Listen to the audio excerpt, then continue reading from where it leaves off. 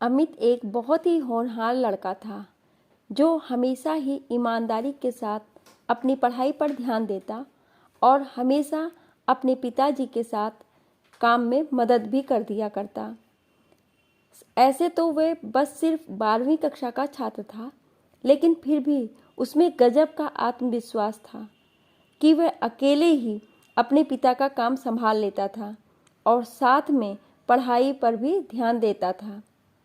अमित की मां का देहांत 2 साल पहले ही हो चुका था और उसकी एक छोटी बहन थी जो स्कूल जाती थी, लेकिन कभी कभी इसे भी स्कूल से छुट्टी लेनी पड़ती थी क्योंकि अमित के पिताजी सही समय पर उसके स्कूल की फीस जमा नहीं करवा पाते थे। छोटी बहन को पढ़ाई का शौक नहीं था, लेकिन फिर भी अपने भाई के कहने पर वो पढ़ाई करने लगती थी। एक दिन छोटी बहन के पड़ोस में रहने वाली उसकी सहेली ने उसे अपने बर्थडे में आने के लिए कहा था। साथ में उसे रेड कलर की ड्रेस पहनने को कहा क्योंकि उसके बर्थडे पार्टी की थीम रेड कलर की थी।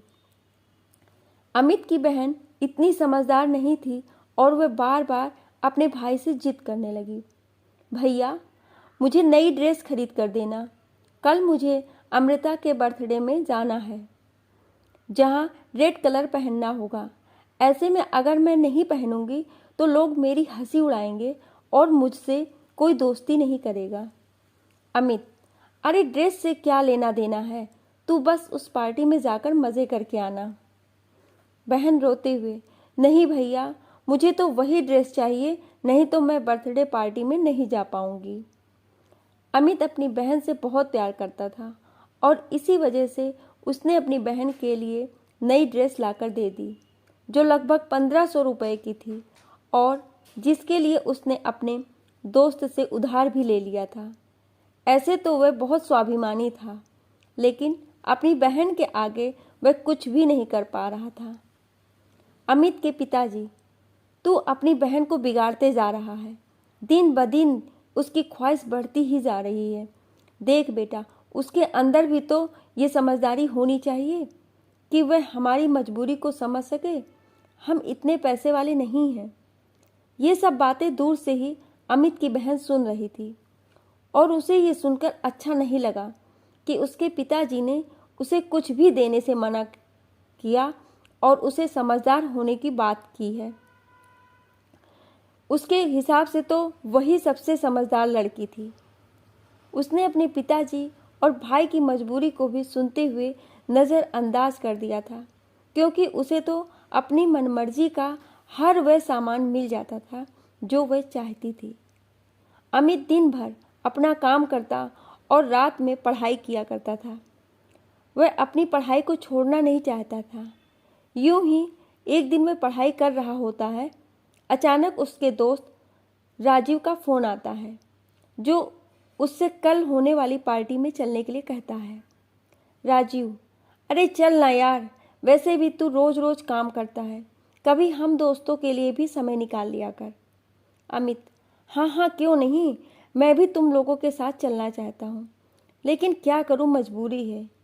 मेरे पास तो पहनने के लिए अच्छे कपड़े भी नहीं हैं और ना ही मैं अपने पिताजी को ऐसी कोई ख्वाहिश करना चाहता हूँ ताकि मेरे पिताजी परेशान हो जाएं।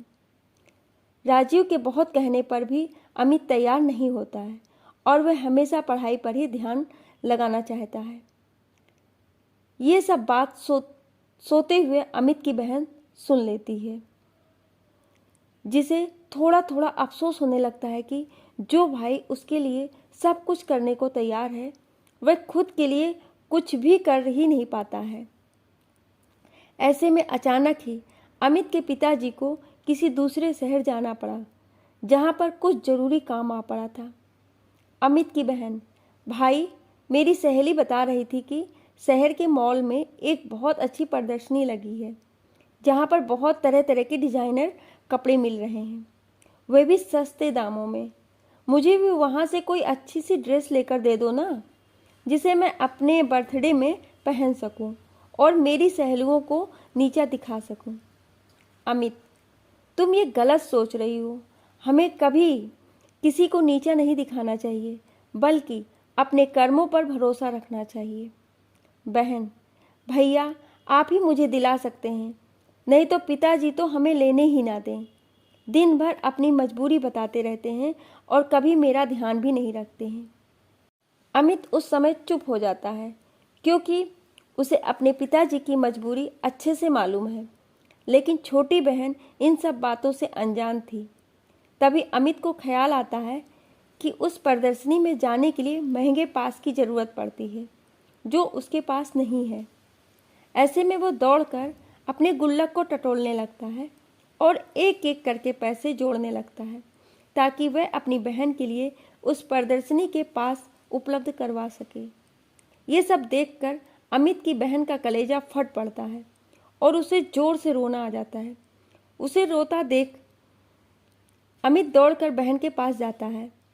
क्या हुआ? तुम इस तरह क्यों रो रही हो? बहन रोते हुए, आज तक आपने हमेशा मेरी खुशियों का ख्याल रखा, हर वह चीज़ मुझे दिलाई जो मैं मांगती रही, लेकिन कभी भी मैंने आपसे ये नहीं पूछा कि आखिर आप इन पैसों का इंतजाम कहाँ से करते हैं। लेकिन आपको एक एक रुपए जोड़ते देखकर मुझे बहुत दुख हुआ कि आप मेरी खुशी के लिए इतना कुछ कर सकते हैं, लेकिन मैं हमेशा स्वार्थी बनी रही।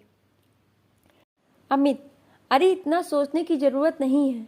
आखिर मैं तेरा बड़ा भाई हूँ, मैं नहीं करूँगा तो कौन करेगा। बस उसी वक्त अमित की बहन दौड़कर अपने बैग से एक चीज़ निकाल कर लाती है और अमित के हाथ में रखकर कहती है, मैं आपके लिए कुछ लेकर आई हूँ। इस बात से अमित चौंक जाता है और जैसे ही वह अपनी आंखों से बहन का हाथ हटाता है तो देखता है उसकी बहन उसके लिए एक सुंदर सी शर्ट लेकर आई है। अमित आश्चर्य से, ये तो बड़ी महंगी लगती है, पर तुम कहाँ से लेकर आई? बहन, आपने जो मुझे थोड़े थोड़े करके मेरे खर्चे के लिए पैसे दिए थे ना, मैंने उसी ही जोड़ कर रखा था कि मैं उससे अपने लिए कोई अच्छी सी ड्रेस खरीद लूँगी। लेकिन जब मैंने आपके दोस्त की बात सुनी और आपने उसे पार्टी में जाने के लिए मना कर दिया, बस मैंने उसी समय ठान लिया था कि मैं आपको एक खूबसूरत सी शर्ट लेकर दूंगी। उम्मीद करती हूँ आपको ये शर्ट पसंद आएगी। अमित खुश होते हुए, अरे ये तो बहुत ही अच्छी है, मैं तो सोच भी नहीं सकता था कि मेरे लिए कोई इतना भी कर सकता है। बहन भावुक होते हुए, ये तो मेरी तरफ से एक छोटा सा तोहफा है, लेकिन आज तक आपने जो मुझे प्यार और सम्मान दिया है उसकी तो कोई भी तुलना नहीं की जा सकती। अब मैं हमेशा आपका और पिताजी का हाथ बटाऊंगी और कभी भी फिजूल खर्च नहीं करूंगी। वह बात सही है, जितनी चादर होती है हमें पैर भी उतना ही फैलाना चाहिए। बहन की समझदारी वाली बातों को सुनकर अमित की आंखों में आंसू आ जाते हैं और तभी पिताजी वहां खड़े होकर उन दोनों को देखने लगते हैं। अब पिताजी की आंखों में भी अमित के साथ साथ बहन के लिए भी गर्व के भाव आ जाते हैं और वे दोनों बच्चों को गले से लगा लेते हैं। खुशियाँ हमेशा छोटी छोटी घटनाओं, छोटे छोटे मोमेंट्स में छुपे हुए होते हैं। कभी भी लाइफ में किसी के लिए कुछ बड़ा प्लान करने के बजाय किसी के लिए एक छोटा सा प्रयास भी बहुत मायने रखता है। किसी के लिए एक बड़ा महंगा उपहार खरीदने के बजाय किसी के साथ 2 पल बैठकर उससे बात कर लेना भी एक बहुत बढ़िया उपहार होता है। लाइफ में कभी कभी ऐसा भी होता है कि किसी को हमारे महंगे लाखों के गिफ्ट्स में कोई रुचि नहीं होती है, उनके साथ सब एक शाम गुजार लें वो भी बहुत होता है। लेकिन बदलती दुनिया और इस जीवन के आपाधापी में हम इतने मशगूल होते हैं कि किसी को अपना समय भी नहीं दे पाते हैं। जहाँ तक मेरा मानना है कि किसी के लिए किसी का सबसे बड़ा उपहार किसी को वक्त देना होता है, कि कोई भी किसी को जब अपना वक्त देता है तो वह उसको सिर्फ अपना वक्त नहीं दे रहा होता है, वह अपने जीवन का एक हिस्सा या ऐसे कहें तो वह अपना जीवन दे रहा होता है। जीवन में सबसे ज़रूरी 4 लोगों के साथ अपना समय बिताना और उनके सुख दुख में शामिल होना, यही तो जीवन है। बस काफ़ी लोग इसी खूबसूरत और अनमोल रिश्ते को सहज नहीं पाते हैं। ये हमारे लिए किसी कीमती रिश्ते, किसी महंगे गिफ्ट से कम नहीं होते। आशा करती हूँ कि ये कहानी आपको अच्छी लगी होगी। इस कहानी में आपकी क्या राय है हमें कमेंट करें और नए हैं तो सब्सक्राइब ज़रूर करें। Thank you.